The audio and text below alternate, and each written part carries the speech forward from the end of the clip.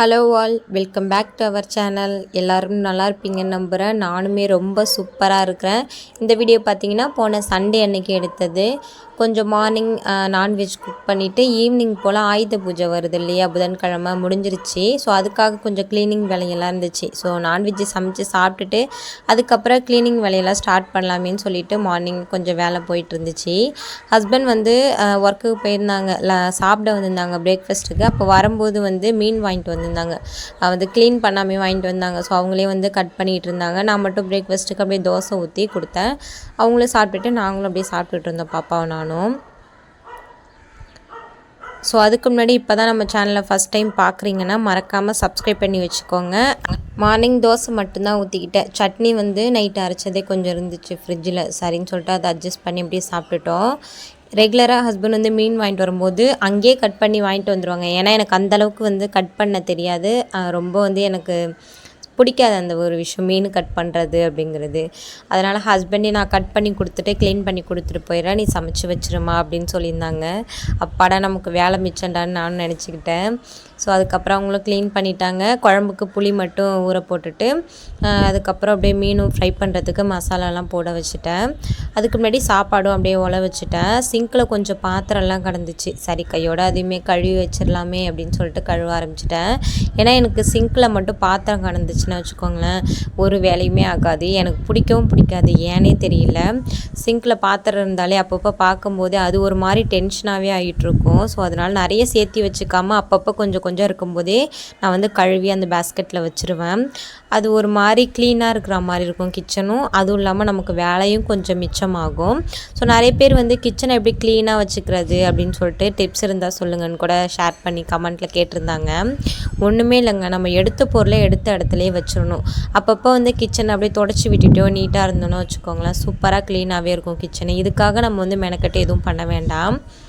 Single இருக்க பாத்திரம்லாம் wash பண்ணிவிட்டு லைட்டாக நம்ம தொடச்சி விட்டுட்டு எண்ணெய் பிசுக்கெலாம் இல்லாமல் தொடச்சி விட்டுக்கிட்டு இருந்தோம்னா கிச்சன் பார்க்குறதுக்கு நீட்டாகவும் இருக்கும். எடுத்த பொருளை எடுத்த இடத்துல கம்பல்சரி வச்சுருங்க. அப்போ தான் ஓரளவுக்காவது நம்ம கிச்சனை நீட்டாக வந்து மெயின்டைன் பண்ண முடியும். ஸோ நான் இப்படி தான் ஃபாலோ பண்ணிகிட்ருக்கேன். உங்களுக்கும் இந்த டிப்ஸ் யூஸ்ஃபுல்லாக இருந்தால் இதே மாதிரி நீங்களும் ட்ரை பண்ணி பாருங்கள்.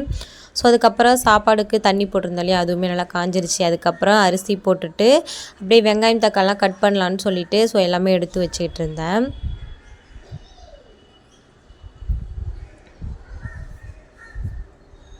இன்றைக்கி மீன் குழம்பு பார்த்திங்கன்னா கொஞ்சம் மசாலா எல்லாமே அரைச்சி ஊற்றி தான் நான் வந்து செய்ய போகிறேன். வறுத்து அரைச்சி அதுக்கப்புறம் தான் செய்ய போகிறேன்.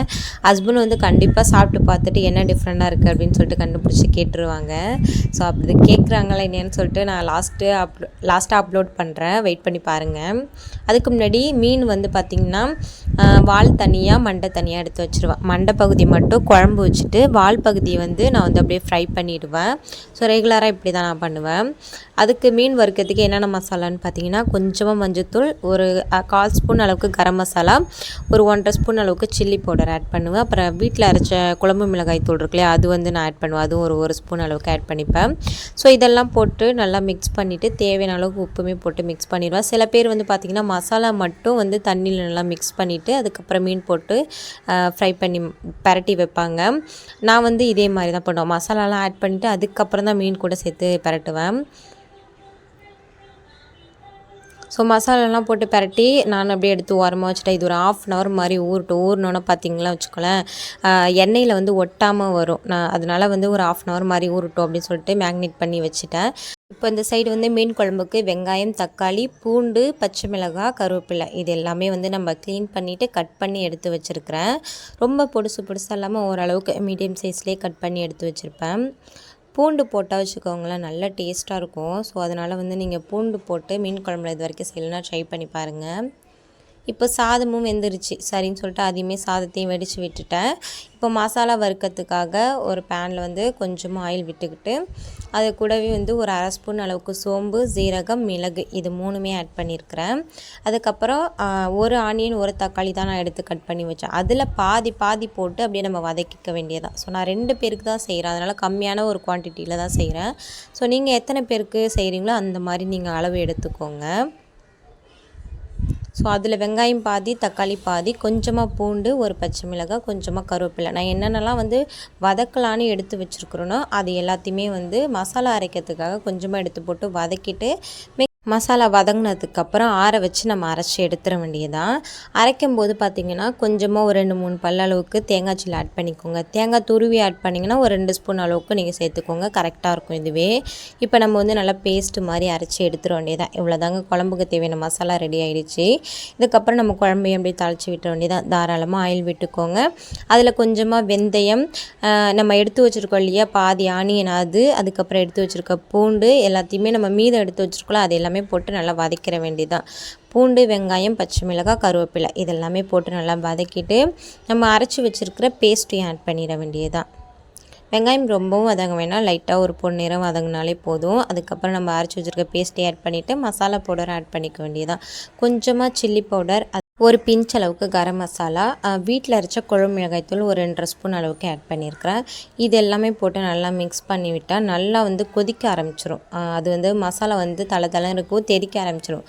ஸோ அதனால் வந்து தண்ணி விடாமல் நீங்கள் வந்து மூடி போட்டு எண்ணெய் பிரிஞ்சு வர அளவுக்கு லைட்டாக ஒரு 5 நிமிஷம் கொதிக்க விடுங்க. மசாலா வந்து பச்சை ஸ்மெல் போனதுக்கப்புறம் அந்த நம்ம கரைச்சி வச்சுருக்கிறோம் இல்லையா புளி, அதையுமே ஆட் பண்ணிவிட்டு தேவையான அளவுக்கு உப்பு போட்டு நல்லா மூடி போட்டு கொதிக்க விட வேண்டியதுதான். வந்து சீக்கிரமாகவே கொதித்து குழம்பு வந்து சுண்டி வந்துடும். ஏன்னா நம்ம தேங்காய் ஆட் பண்ணியிருக்கோம் இல்லையா, அதனால் திக்காகிடும்.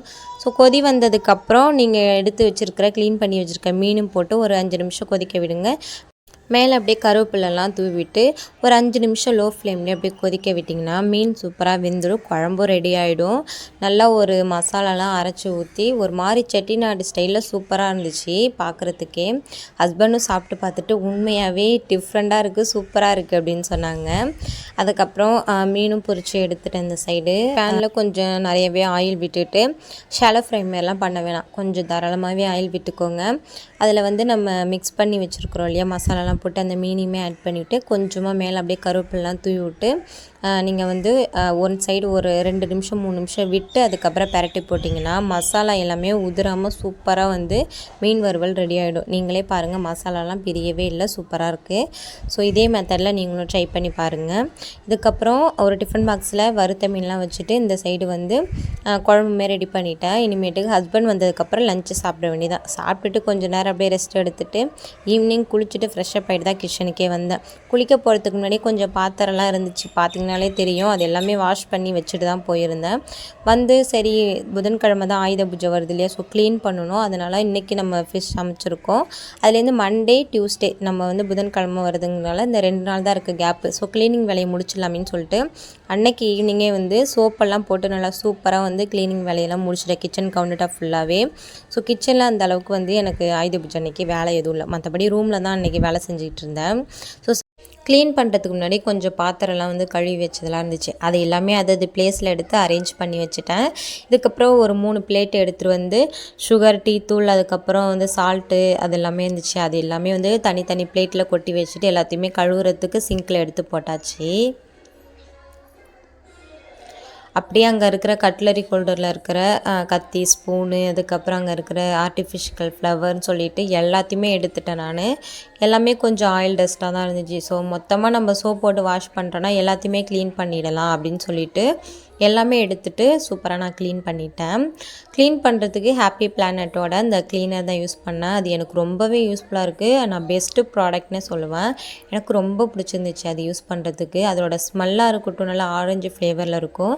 நம்ம ஸ்ப்ரே பண்ணுறதுக்கப்புறம் சோப்பில் வரும் இல்லையா நுரை, அதே மாதிரி தான் வரும். எந்த ஒரு கெமிக்கலும் கிடையாது, எந்த ஒரு சைட் எஃபெக்ட்டும் இன்ன வரைக்கும் எனக்கு ஆகலை. நான் க்ளீன் பண்ணுறதுக்கு இப்போ ரீசெண்டாக நான் இதான் யூஸ் பண்ணிகிட்ருக்கிறேன். என்னுடைய ஃபேவரட் ப்ராடக்ட் தான் இதுவுமே ஒன்று ஆயிடுச்சு. ஸோ லைட்டாக அப்படியே ஸ்ப்ரே பண்ணி விட்டுட்டு ஒரு ஸ்பாஞ்சோ இல்லைனா ஸ்க்ரப்போ வச்சு லைட்டாக அப்படியே வைப் பண்ணி தேய்ச்சி எடுத்துருங்க. ரொம்ப அழுத்திலாம் நீங்கள் தேய்க்க வேணாம், லைட்டாக தேய்ச்சாலே வந்து சூப்பராக வந்து க்ளீன் ஆகிடும். க்ளீன் பண்ணி முடிச்சதுக்கப்புறம் பார்த்திங்கன்னா நல்லா பளிச்சுன்னு இருக்கும். ஸோ அதுதான் இந்த ப்ராடக்ட்டில் உள்ள மேஜிக்கே. ஸோ நீங்களே பாருங்கள், நான் லைட்டாக அப்படியே தேய்ச்சிட்டு இருந்தேன், அதுக்கே பார்த்திங்கன்னா இவ்வளோ நுரை வந்துருச்சு. எனக்கு பாத்திரம் கழுவும் போதெல்லாம் பார்த்திங்கன்னா நிறைய நுரை வந்தால் தான் பிடிக்கும், அப்போ தான் ஒரு மாதிரி கழுவுன மாதிரியே இருக்கும். ஸோ என்ன மாதிரி நிறைய பேர் இருப்பீங்கன்னு நினைக்கிறேன். நல்லா சோப் போட்டு தேய்ச்சி வாஷ் பண்ணதுக்கப்புறம் ஒரு ஈரமான கிளாத் வச்சு தொடச்சி எடுத்துட்டேன். தண்ணி ஊற்றிலாம் வந்து நான் வந்து கழுவ முடியாது. ஏன்னா வந்து எனக்கு அந்தளவுக்கு சைடில் அந்த எதுவும் கட்டெல்லாம் இல்லை, தண்ணி வெளில வராத அளவுக்கு. தண்ணி ஊற்றுனோன்னா கீழே தான் ஊற்றும்.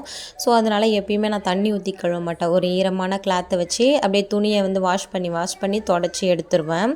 ஸோ க்ளீனாக தொடச்சி எடுத்ததுக்கப்புறம் பார்க்குறதுக்கே கிச்சன் ஓரளவுக்கு நீட்டாக இருந்துச்சு. அதுக்கப்புறம் க்ளீன் பண்ணதுக்கப்புறம் சிங்கில் கொஞ்சம் பாத்திரம்லாம் இருந்துச்சுலே எடுத்து போட்டிருந்தாலே உப்பு ஜாடிலாம், அது எல்லாமே கழுவ ஆரம்பிச்சிட்டேன். இந்த பேஸ்கெட்டுமே கொஞ்சம் கரையாக இருந்துச்சு. ஒரு போன வாரம் தான் வாஷ் பண்ணி வச்சுருந்தேன். சரி க்ளீன் பண்ணுறோன்னு ஆகிட்டு இதையும் ஏன் விட்டு வைக்கணும்னு சொல்லிட்டு அதையுமே சோப் போட்டு லைட்டாக அப்படியே வாஷ் பண்ணிவிட்டு அதுக்கப்புறம் தான் வந்து இந்த பாத்திரம்லாம் வந்து நான் வாஷ் பண்ணி வச்சேன்.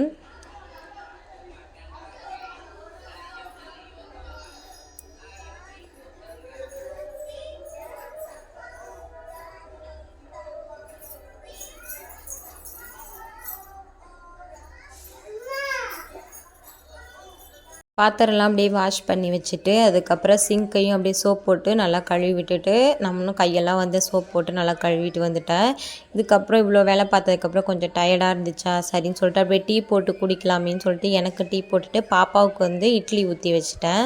ஏன்னா டைம் பார்த்திங்கன்னா ஒரு 8 மணிக்கிட்ட ஆகிடுச்சி. இதுக்கப்புறம் பாப்பாவுக்கு டீ கொடுக்க வேண்டாம் அப்படின்னு சொல்லிட்டு, ஏன்னா நான் குடித்தா அவளும் டீ கேட்பா. அதனால் வந்து அவளுக்கு மட்டும் வந்து இட்லி ஊற்றி வச்சுட்டு எனக்கு டீ போட்டுட்டேன்.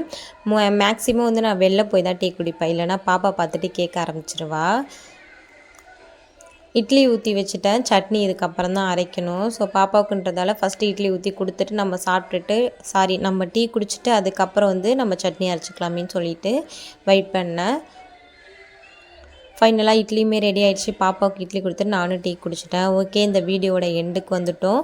வீடியோ உங்களுக்கு பிடிச்சிருக்குன்னு நினைக்கிறேன். பிடிச்சிருந்தால் நம்ம சேனலை சப்ஸ்கிரைப் பண்ணி லைக் பண்ணி ஷேர் பண்ணுங்கள். ஸோ இதே மாதிரி நெக்ஸ்ட் இன்ட்ரெஸ்டிங்கான ஒரு விளாகில் பார்க்கலாம். அது வரைக்கும் டாடா, பை பாய்.